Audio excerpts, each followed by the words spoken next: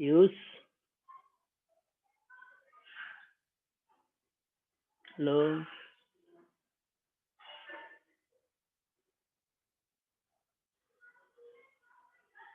आवाज आ रही है?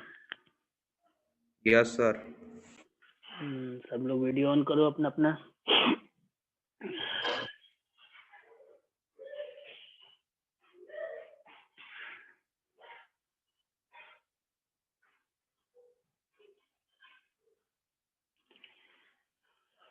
छुट्टी के पहले हम लोग थॉमसन्स मॉडल ऑफ एटम तक पढ़े थे ना?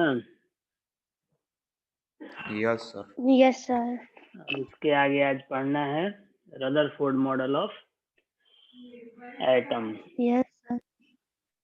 थॉमसन्स मॉडल ऑफ एटम याद है क्या है?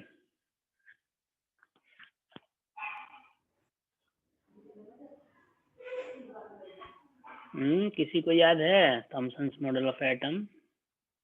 सर वो एक्सप्लेन करता है कि एटम्स इलेक्ट्रिकली न्यूट्रल होते हैं। हाँ, वो तो इसलिए कि पॉजिटिवली चार्ज प्रोटॉन और निगेटिवली चार्ज इलेक्ट्रॉन्स का नंबर बराबर होता है, और Yes, उसको sir. कहा जाता है plum pudding model of atom या वाटरमेलन मॉडल ऑफ एटम। तो फर्स्ट Yes. पॉइंट वही है कि atom is like a positive sphere of protons and negatively charge electrons are embedded into it. तो अभी पहले हम लोग एक रदरफोर्ड मॉडल ऑफ एटम का एक वीडियो है वो पहले दिखाते हैं, उसके बाद पहले ये समझा देते हैं थोड़ा सा इसके बारे में history Rutherford model of atom का। कि जब थॉमसन का मॉडल रिजेक्ट हो गया, क्यों रिजेक्ट हो गया? क्योंकि उन्होंने कहा कि प्रोटॉन्स के बीच में स्पेयर ऑफ प्रोटॉन्स के बीच में इलेक्ट्रॉन्स इम्बेड किए जाते हैं, तो अगर उसमें इलेक्ट्रॉन्स को इम्बेड किया जाएगा तो वो शॉर्ट हो जाएगा, शॉर्ट सर्किट, और एटम कोलैप्स हो जाएगा, जबकि ऐसा होता नहीं है। तो फिर आगे चल के अर्नेस्ट रदरफोर्ड स्वीडन के एक साइंटिस्ट थे, उन्होंने अपना मॉडल ऑफ एटम लाया और कहा कि उसमें उन्होंने इसी देखो इस पूरे रदरफोर्ड मॉडल ऑफ एटम के 3 पार्ट हैं, 3 के 4 पार्ट हैं एक्चुअली। पहला पार्ट है कि उन्होंने क्या एक्सपेरिमेंट किया, दूसरा पार्ट है कि उन्होंने उस एक्सपेरिमेंट में क्या ऑब्जर्व किया, तीसरा पार्ट है कि कंक्लूजन क्या, उन्होंने थ्योरी क्या दिया उसे कंक्लूजन निकाल के, और चौथा पार्ट है कि इनके भी एक्सपेरिमेंट में कुछ ड्रॉबैक्स रह गए, तो उन ड्रॉबैक्स को फिर आगे चल के दूसरे साइंटिस्ट ने पूरा किया। तो पहले हम लोग एक्सपेरिमेंट देखेंगे और उसके बाद ऑब्जर्वेशंस और कंक्लूजन के बारे में बात करेंगे। तो अभी हम एक वीडियो चलाते हैं।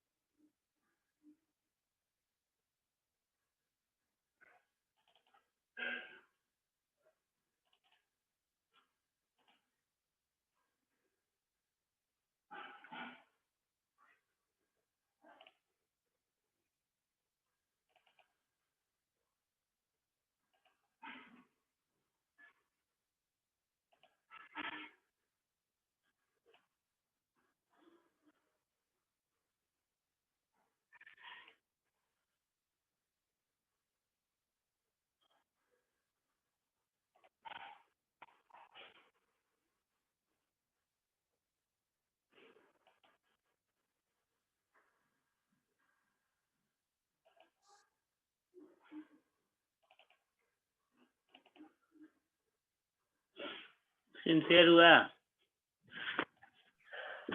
Yes sir. Yes, sir. Okay.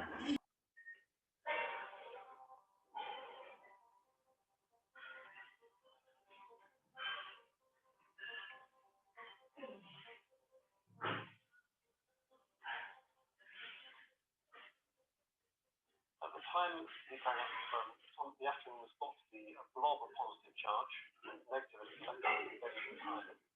Thompson model of atom के बारे में बताया जा रहा है।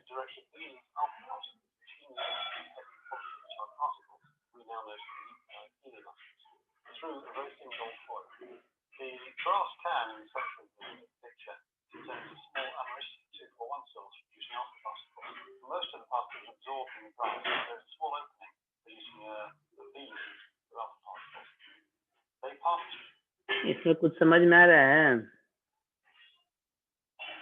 सर आवाज नहीं आ रहा। वीडियो का आवाज नहीं आ रहा है? नो सर, क्लियर नहीं आ रहा है। हाँ, क्लियर है नहीं, थोड़ा वो अमेरिकन एसेंट में है। तो इसमें एक्चुअली इस एक्सपेरिमेंट में क्या किया जाता है कि ये जो दिख रहा है, तुम लोगों को दिख रहा होगा अभी स्क्रीन पे, ये चीज, ये कुछ समझ में आ रहा है कि ये क्या है? सर गोल्ड फॉयल है सर। गोल्ड फाइल है। Gold Yes, file sir. इसलिए है क्योंकि गोल्ड जो है वो सबसे ज्यादा मेलिएबल और डक्टाइल मेटल होता है। तो सबसे पतला पत्थर जो है, फॉइल जो है, वो गोल्ड का ही बनाया जा सकता है। अगर मोटा फॉइल होगा तो जो रे इस पर अटैक कराया जा रहा है वो आर पार नहीं होगा, इससे पार नहीं जाएगा। अच्छा, कौन सा रे इससे लिया जा रहा है? तो आपको अल्फा रे, ये अल्फा रे का सिंबल है, अल्फा का Alpha ray, yes, sir. Attack कराया जाता है। अल्फा रेज का जो है, कौन है? अल्फा रेज जो है उसका मास जो है वो होता है 4u, और इस पे चार्ज होता है आपको +2 यूनिट चार्ज होता है। तो ये अल्फा रेज होते हैं, जो कि हीलियम एटम का, अगर हीलियम जानते हो लोग क्या होता है? इनर्ट गैस है। इनर्ट गैस है। तो इसका जो है एटॉमिक नंबर 2 होता है, यानी कि इसमें 2 प्रोटॉन और 2 इलेक्ट्रॉन होते हैं, और 2 न्यूट्रॉन भी होते हैं। तो इसका मास तो 4 होता है, और इसमें से अगर 2 इलेक्ट्रॉन निकाल दें तो सिर्फ 2 प्रोटॉन बच जाएगा। तो उस पर क्या चार्ज होगा? 2 पॉजिटिव। तो हीलियम 2 प्लस Yes. आयन के इक्विवेलेंट होता है अल्फा पार्टिकल। तो इस अल्फा पार्टिकल को ये कराया जा रहा है, इस पे अटैक कराया जा रहा है, और उसके बाद ऑब्जर्व किया जाता है कि क्या हो रहा है। तो देख लो, एक दूसरा भी वीडियो दिखाएंगे।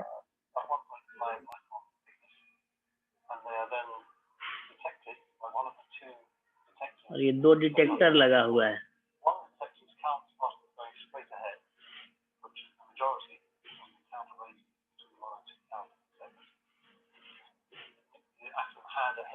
एक सेकंड, ये जो है थोड़ा एक्चुअल वीडियो हो गया, हम दूसरा वीडियो दिखाते हैं।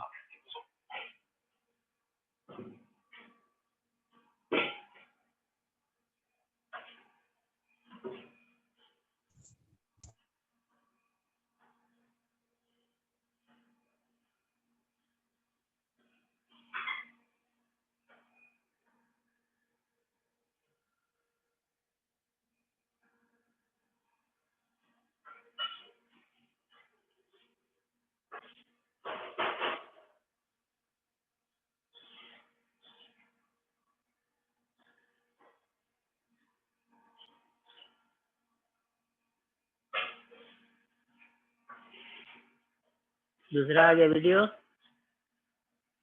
Yes sir. Yes, sir. अब देखो, इसमें दे रहा है कि the credit for the discovery of nucleus of an atom goes to the British physicist lord Ernest Rutherford. यानी कि रदरफोर्ड के पूरे इस थ्योरी की जो सबसे खास बात है वो है न्यूक्लियस का डिस्कवरी, न्यूक्लियस ऑफ एटम का डिस्कवरी। कैसे हुआ वो देखते हैं हम लोग। अब ये देखो, ये आपको गोल्ड फाइल हो गया। ये लेड बॉक्स है, शीशे का बना हुआ बॉक्स है, जिसमें कि हीलियम पार्टिकल्स निकल के बीम के फॉर्म में जाएंगे।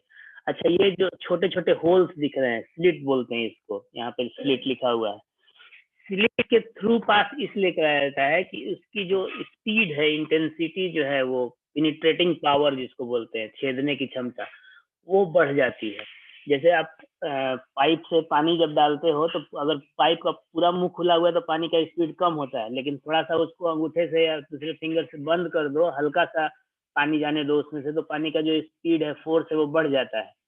तो वही चीज यहाँ पे किया गया है कि इसको एक स्लिट Yes, से sir. होके पास करा जा रहा है, और ताकि वो तेजी से गोल्ड फॉइल के ऊपर अटैक करे।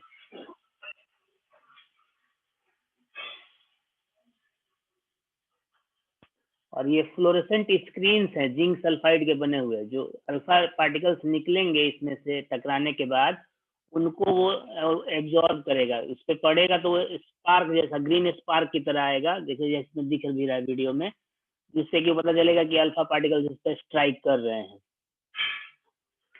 अब इतना पे रोकते हैं। अब इसमें इस वीडियो में क्या देख रहे हो, या इस पेज में फ्रेम में क्या दिख रहे हो, ये अल्फा पार्टिकल्स गए, ठीक है, और इसमें से जो अधिकांश अल्फा पार्टिकल्स हैं वो एकदम सामने वाले स्क्रीन पे जाके टकरा रहे हैं। कुछ अल्फा पार्टिकल्स जो हैं वो डेविएट हो रहे हैं छोटे छोटे एंगल्स बना करके, कुछ बड़े एंगल्स बना के भी डेविएट हो रहे हैं, और कुछ जो है ये वाले जो दो दिख रहे हैं, ये उसी डायरेक्शन में वापस आ गए जिस डायरेक्शन से भेजे गए थे, यानी आर पार नहीं गए, इधर ही लौट करके आ गए। यही ऑब्जर्वेशन है इस थ्योरी का, इस मॉडल का।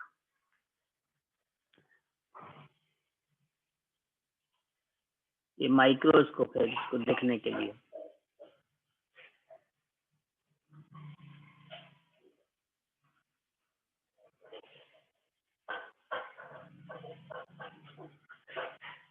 ये सिंटिलेशन यानी वही जो स्पार्क की बात बता रहे हैं हम, वो चीज है। आवाज आ रही है ना? Yes sir. Yes, sir.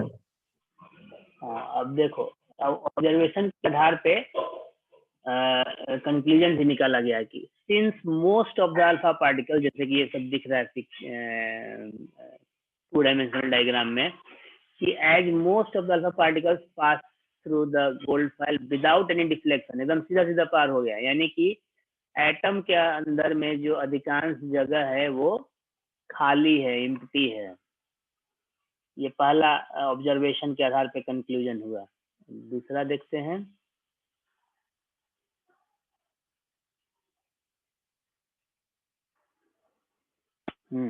Some of the alpha particle, जैसे ये दिख रहा है, ये आपको ऊपर जा रहा है, नीचे जा रहा है, डिफ्लेक्शन हो रहा है। तो some of the alpha particles were deflected by large और small angles, they must have approached some positively charged region responsible for the deflection। अब डिफ्लेक्शन दो चार्ज के बीच में कब होता है? अगर वो सेम होते हैं तब, कि ऑपोजिट होते हैं तब? अपोजिट Same होगा। होता है, sir. सेम होते हैं तब। ऑपोजिट होंगे तो अट्रैक्शन होगा, और सेम होंगे तो डिफ्लेक्शन होगा। डिफ्लेक्शन होगा।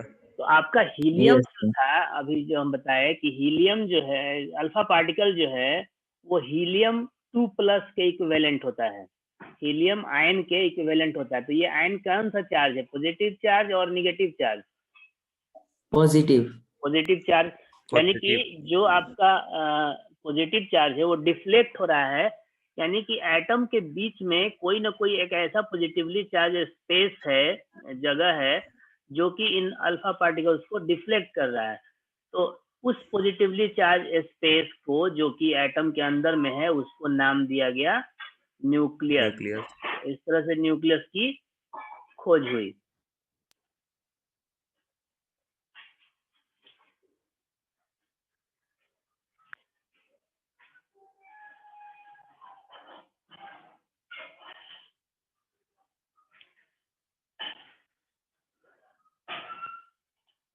अब देखो, ये चीज दिख रहा है, ये वाला,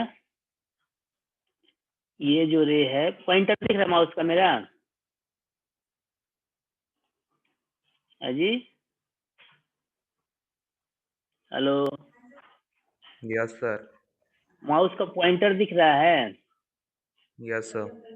ये वाला जो रे दिख रहा है आपको, इसमें क्या हो रहा है कि ये जो रे गया इधर से और टकरा करके सब वापस लौट गया। वापस उसी डायरेक्शन में लौट गया, ठीक है। लेकिन ये ऐसा होता है 10,000 12,000 में से एक रे जो है वो लौटता है।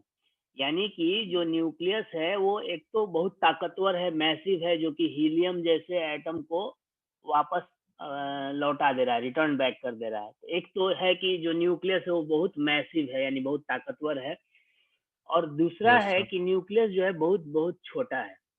सिर्फ छोटा नहीं, बहुत बहुत छोटा है। अब इसको हम लोग समझ सकते हैं एक माने काल्पनिक एग्जांपल के थ्रू कि अगर एक ग्राउंड हो 30 किलोमीटर रेडियस का, एक सपोज की सर्कुलर ग्राउंड है क्रिकेट का जिसका रेडियस 30 किलोमीटर हो। 30 किलोमीटर यानी कि डायमीटर हो गया 60 किलोमीटर। अब 60 किलोमीटर का यस सर। ग्राउंड मतलब यहाँ से पटना से आगे ही चला जाएगा, पटना तक भी मानो तो उतना बड़ा एक ग्राउंड है, वो समझो कि एटम है। अगर 60 किलोमीटर डायमीटर का कोई ग्राउंड अगर एटम है तो उस ग्राउंड में एक क्रिकेट का बॉल जो है वो न्यूक्लियस है, समझो इतना छोटा होता है। तो न्यूक्लियस वेरी स्मॉल होता है। और आगे एक और पॉइंट होगा, सर साइज कितना होगा सर? बताएंगे वो सब। एक्चुअली न्यूमेरिक जो है वो हाइपोथेटिकल है काफी हद तक, तो इसलिए उसको मीटर में एक्सप्रेस करना एक्यूरेट नहीं होता है। लास्ट है, since alpha particles which are comparatively denser, वही जो मैसिव बोले थे। तो मैसिव क्यों होता है? क्योंकि एटम का लगभग सारा मास जो है वो न्यूक्लियस में ही होता है। एक्चुअली रदरफोर्ड के थ्योरी तक ये पता था कि एटम में सिर्फ दो ही चीज होते हैं, इलेक्ट्रॉन और प्रोटॉन। तो न्यूक्लियस पॉजिटिवली चार्ज है, यानी कि प्रोटॉन जो है वो न्यूक्लियस के अंदर रहते हैं और इलेक्ट्रॉन जो है वो न्यूक्लियस के बाहर रहते हैं। तो इलेक्ट्रॉन का मास लगभग 0 होता है, तो सारा का सारा मास किस पे डिपेंड करता है? तो प्रोटॉन पे। इसलिए ये माना गया, ये बताया गया कि एटम का सारा मास जो है वो लगभग न्यूक्लियस में ही होता है।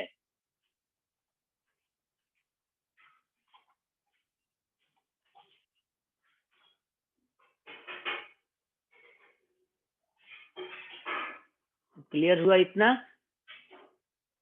Yes sir. अब इसको हम लोग स्लाइड से देखते हैं।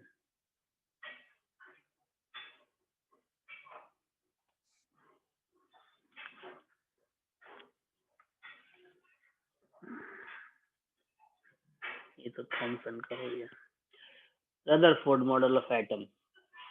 अब इसमें कुछ क्वेश्चंस आते हैं कि क्यों गोल्ड फाइल नहीं लिया गया। तो गोल्ड फाइल के बारे में पहले ही बता दिए कि गोल्ड फाइल इसलिए लिया गया कि वो मिलेबल और डक्टाइल होता है। मोस्ट मेलेबल और डक्टाइल होता है, इसलिए उसको लिया गया। तो लगभग जो गोल्ड फाइल की थिकनेस ली सर गई, गोल्ड फाइल की जगह कुछ और नहीं ले सकते हैं? तो फिर वो पेनिट्रेशन जो है अल्फा पार्टिकल जो उसको छेद के जा रहा है, वो संभवतः उस ढंग से नहीं हो पाएगा, उतना एफिशिएंट नहीं हो पाएगा जितना गोल्ड फाइल के केस में होता है। इसीलिए गोल्ड फाइल लिया गया। सर प्लेटिनम भी तो ले सकते हैं। नहीं, प्लेटिनम गोल्ड से महंगा और नोबल मेटल होता है, लेकिन वो मेलेबिलिटी की और डक्टिलिटी की बात करें तो गोल्ड की जितना नहीं होता है। इसलिए देखोगे कि प्लेटिनम के जो गहने होते हैं बहुत कम वजन के नहीं होते हैं। अच्छा, ये अल्फा पार्टिकल के बारे में भी लिखा है कि alpha particles are doubly charged helium ions, यानी कि हीलियम में से 2 इलेक्ट्रॉन निकाल दिए तो उस पर 2 पॉजिटिव चार्ज आ गया, तो वही हो गया डबली चार्ज हीलियम आयंस। और वो काफी फास्ट मूविंग होते हैं, मतलब कि उनमें काफी काइनेटिक एनर्जी होनी चाहिए, तभी वो पेनिट्रेट करके आगे जा पाएंगे। अब ये इसका लीनियर वर्जन समझो कि 2 डायमेंशनल वर्जन है। ये बहुत सारे एटम्स हैं, मतलब हम लोग क्या होता है कि एक ही एटम दिखा देते हैं, एक ही सर्किल दिखा देते हैं, लेकिन एक्चुअली एक एटम तो लिया नहीं गया है, 1000 एटम्स के बराबर गोल्ड फाइल लिया गया है।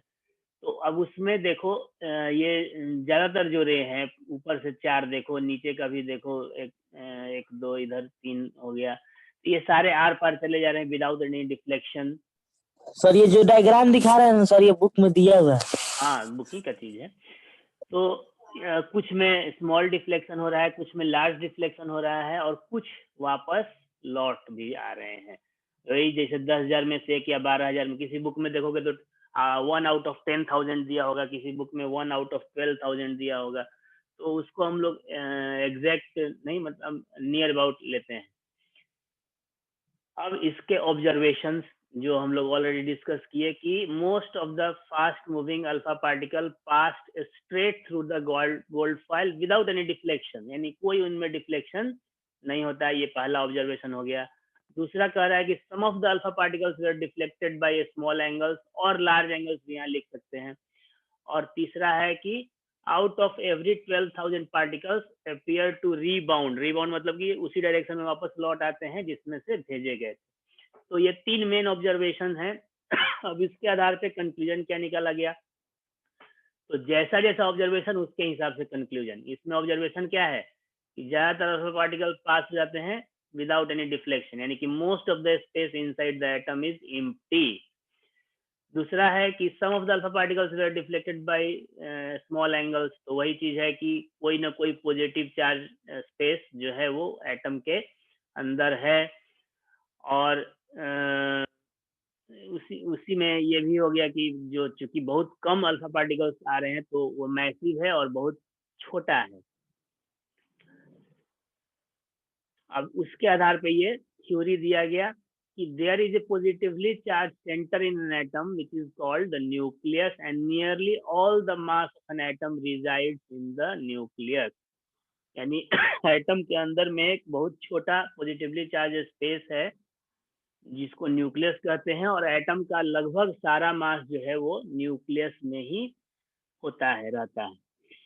नेक्स्ट है इलेक्ट्रॉन्स। अब न्यूक्लियस की तो बात हो गई, उसमें प्रोटॉन हो गए, तो इलेक्ट्रॉन के बारे में भी बताना जरूरी है कि इलेक्ट्रॉन कहाँ रहते हैं। तो electrons revolve around the nucleus in well defined orbits, अपने अपने ऑर्बिट्स में इलेक्ट्रॉन जो है वो न्यूक्लियस का चक्कर लगाते हैं, लाइक प्लैनेट्स। जैसे हमारे सोलर सिस्टम में क्या होता है कि सन जो है सेंटर पे रहता है और प्लैनेट्स उसके रिवोल्यूशन करते हैं अपने अपने फिक्स्ड ऑर्बिट्स में। तो उसी तरह से यहाँ पे आपको समझो कि सन जो है वो न्यूक्लियस हो गया और प्लैनेट जो है वो इलेक्ट्रॉन्स हो गए।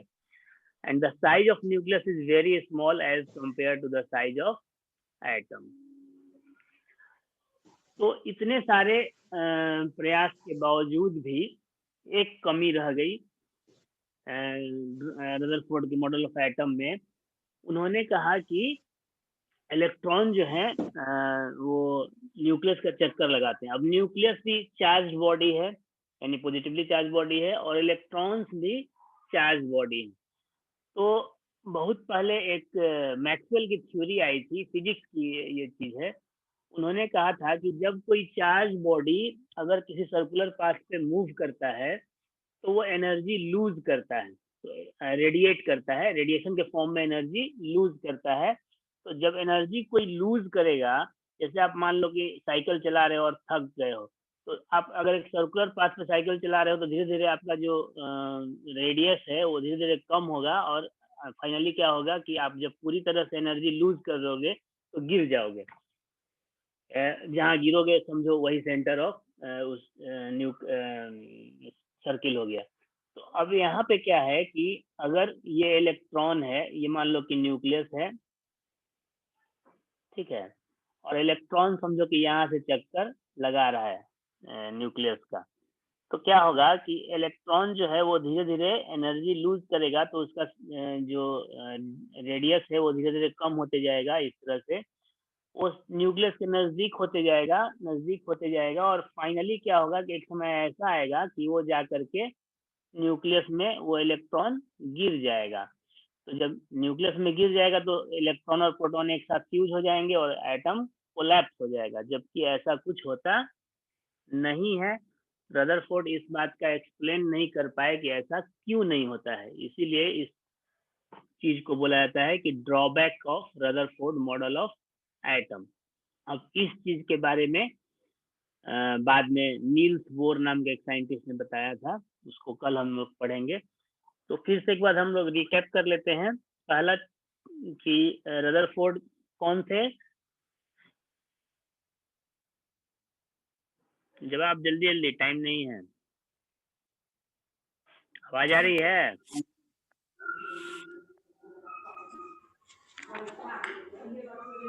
तो use yes sir. Father of nuclear physics. वो तो न्यूक्लियस के इन्वेंटर थे, डिस्कवरर थे। उसके अलावा उनकी और कोई पहचान थी? फिजिसिस्ट थे, कहाँ के थे? ब्रिटेन के थे, यूके के, ठीक है। लॉर्ड अर्नेस्ट रदरफोर्ड थे, उन्होंने ये एक्सपेरिमेंट किया। तो एक्सपेरिमेंट क्या था? सर उन्होंने इसके 4 पार्ट है ना, तो 4 पार्ट में से अब पहला पार्ट है एक्सपेरिमेंट किया। तो क्या एक्सपेरिमेंट किया? सर हाँ बोलो। गोल्ड फाइल को लिया था। हाँ, एक थीन गोल्ड फाइल लिया और उस पे फास्ट मूविंग अल्फा पार्टिकल्स का अट्रैक्ट कराया थ्रू ए स्लिट, एक छोटे से होल से गुजार करके, और अल्फा पार्टिकल्स को उस पे अटैक कराया। तो पहला पार्ट लिखेंगे एक्सपेरिमेंट में कि Rutherford took a thin gold foil and bombarded it। bombarded मतलब कि जिसपे बीम्स का जब अटैक कराते हैं तो उसको bombarding बोलते हैं। तो bombarded it with a fast moving alpha particles। ये फर्स्ट पार्ट हो गया। दूसरा पार्ट है ऑब्जर्वेशन। तो ऑब्जर्वेशन क्या था? सर स्ट्रेट लाइन से पास हो जाते हैं, स्ट्रेट गोल्ड स्क्रीन पे ला भी देते फाइल हैं। से alpha particles. Most of the alpha particle passes through the gold foil without any deflection. फिर से रिपीट कर रहे हैं, सुनोगे और लिखोगे भी कॉपी में अपने शेयर बनाओ तो उसमें। पहला ऑब्जर्वेशन था कि most of the alpha particles passes through the gold foil without any deflection. ठीक है। दूसरा ऑब्जर्वेशन क्या था कि some of the alpha particles deflect through the gold foil by making a small angles। Some of the alpha particles were deflected by the gold foil by a small angles। दूसरा observation हुआ। और तीसरा क्या हुआ है कि very few alpha particles, bracket में लिख सकते हैं 1 out of 10,000 और 12,000, are returned back to the site from which they have been sent, या simply rebound लिख सकते हैं। Yes, sir. Very few alpha particle, यानी ब्रैकेट में लिखेंगे 1 out of 12,000 particles appear to rebound or they have been returned back to the side from which they have been sent। ये 3 observation हो गए। अब तीसरा पार्ट है इस एक्सपेरिमेंट का, कंक्लूजन। तो कंक्लूजन क्या निकला कि most of the space inside the atom is empty, क्योंकि ज्यादातर अल्फा पार्टिकल डिफ्लेक्शन के पास हो जा रहे हैं। और दूसरा ऑब्जर्वेशन क्या है कि there must be a positive charge space inside the atom which may deflect the positively charged alpha particles. दूसरा क्या हुआ कि देयर मस्ट बी, यानी कि एटम के अंदर में जरूर होना चाहिए एक positively charge space which is deflecting the positively charged alpha particles. तीसरा क्या होगा, that positively charged space inside the nucleus must be very very small and massive, and that is known as nucleus। तो atom, अब इसमें जो हम लोग theory देंगे तो उसको क्या देंगे कि पहला पॉइंट कि there is a positively charge space.